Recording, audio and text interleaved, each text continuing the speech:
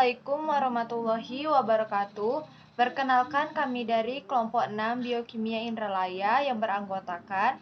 Perkenalkan nama saya Oktaya Humairoh dengan NIM 06091282126032. Perkenalkan nama saya Anggela dengan NIM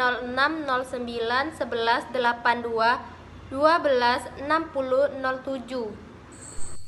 Perkenalkan, saya Suryahandayani, NIM 060912126031. Perkenalkan, saya Salsabila Kamaezi dengan NIM 06091282126048. Pada pembahasan video kali ini, kelompok kami akan menyajikan mengenai fotosintesis. Selamat menyaksikan. Tujuan dari pembahasan video kali ini adalah mahasiswa mampu menguasai materi fotosintesis dan dapat membedakan reaksi-reaksi fotosintesis yang terjadi. Adapun prosedur video kali ini adalah: yang pertama, pelajari dan pahamilah materi mengenai fotosintesis. Yang kedua, tentukan tanaman apa saja yang dapat menunjukkan terjadinya fotosintesis.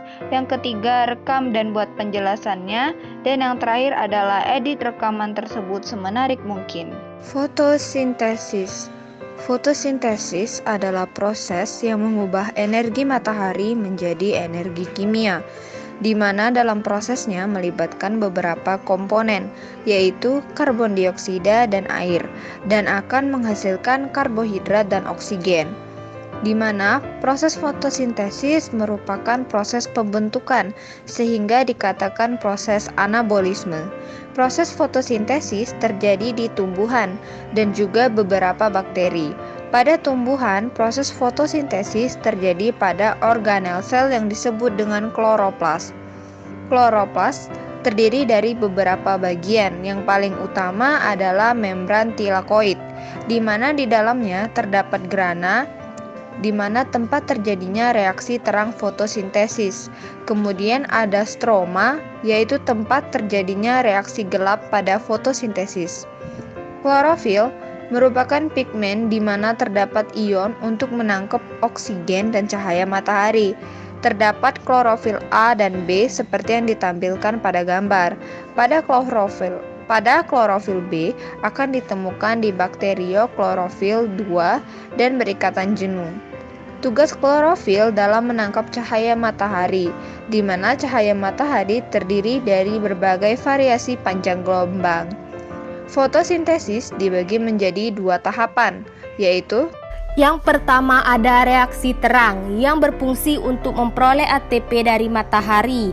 Bahan baku yang digunakan dalam reaksi ini adalah air, cahaya matahari, NADP+, dan ADP. Energi foton yang diperoleh dari cahaya matahari digunakan untuk memindahkan elektron dari air ke NADP+ untuk membentuk NADH. Efeknya, proton akan terdorong untuk melintasi membran dan akan digunakan oleh enzim ATP sintetis untuk membentuk ATP.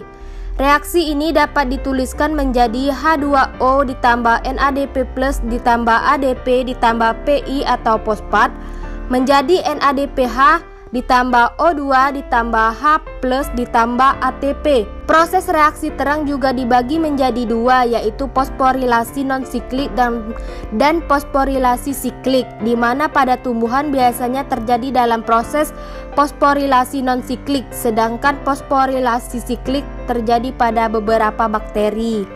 Fosforilasi non-siklik melibatkan dua sistem, yaitu fotosistem 1 dan 2. Tahapan prosesnya adalah: pertama, energi foton cahaya matahari akan diserap oleh fotosistem 2 dengan panjang gelombang 680 nanometer. Cahaya yang diserap adalah merah, biru, dan nila.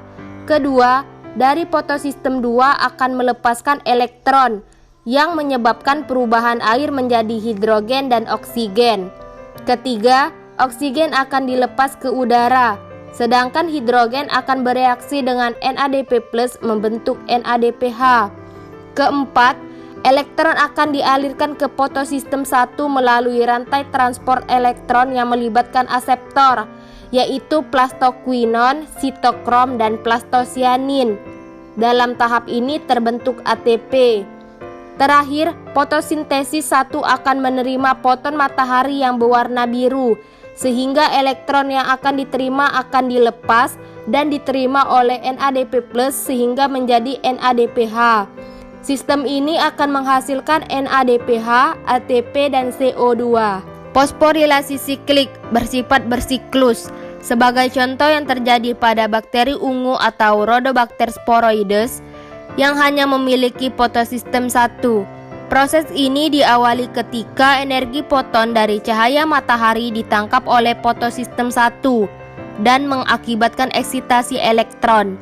Elektron yang tereksitasi kemudian akan ditangkap oleh aseptor primer dan akan dikembalikan lagi ke fotosistem 1 melalui transport elektron. Sistem ini akan menghasilkan ATP. Yang kedua, reaksi gelap, di mana pada reaksi ini terjadi proses reduksi CO2 menjadi glukosa. Reaksinya dapat dituliskan sebagai berikut, yaitu CO2 ditambah NADPH ditambah H+ ditambah ATP menjadi glukosa ditambah NADP+ ditambah ADP ditambah gugus fosfat.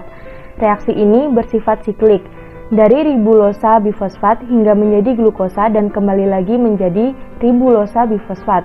Dalam reaksi ini terdiri dari 3 sekuens.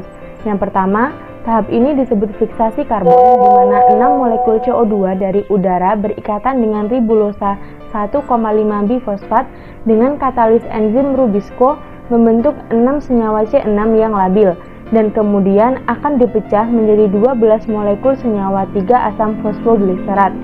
Yang kedua, tahap reduksi, di mana asam fosfogliserat direduksi menjadi 1,3 difosfogliserat sebanyak 12 molekul dengan bantuan ATP. Ion NADPH melepaskan ion H+ dan menjadi NADP+ untuk mereduksi 1,3 difosfogliserat menjadi gliseraldehid 3-fosfat sebanyak 12 molekul. 2 molekul gliseraldehid 3-fosfat disintesis untuk menjadi 1 molekul glukosa yang memiliki 6 karbon. Yang ketiga, tahap regenerasi, di mana sebanyak 10 molekul gliseraldehid 3-fosfat akan disintesis kembali menjadi ribulosa bifosfat dan akan menghasilkan ADP. Dari materi yang telah disampaikan, ada pun beberapa contoh tumbuhan dalam mengetahui terjadi atau tidaknya fotosintesis, yaitu 1. Kacang hijau. Dapat dilihat bahwa pucuk daun kacang hijau akan bergerak ke arah datangnya cahaya matahari. Gerakan ini disebut dengan fototropisme. Hal ini dapat terlihat bahwa kacang hijau mengalami fotosintesis. 2. Cahaya matahari. Tentunya tak asing lagi bahwa bunga matahari akan bergerak mengikuti arah datangnya cahaya matahari, di mana gerakan ini disebut heliotropisme, di mana gerakan ini merupakan perilaku yang melacak cahaya matahari guna meningkatkan fotosintesis dan pertumbuhan. Kesimpulan, fotosintesis adalah proses yang mengubah energi matahari menjadi energi kimia, di mana dalam prosesnya melibatkan beberapa komponen, yaitu karbon dioksida dan air, dan akan menghasilkan karbohidrat dan oksigen. Terjadi pada tumbuhan dan beberapa bakteri. Terbagi menjadi 2 reaksi, yaitu 1. Reaksi terang, A. Fosforilasi non-siklik, B. Fosforilasi siklik. 2. Reaksi gelap. Baiklah, itu tadi merupakan penampilan video mengenai fotosintesis dari kelompok kami. Terima kasih telah menonton.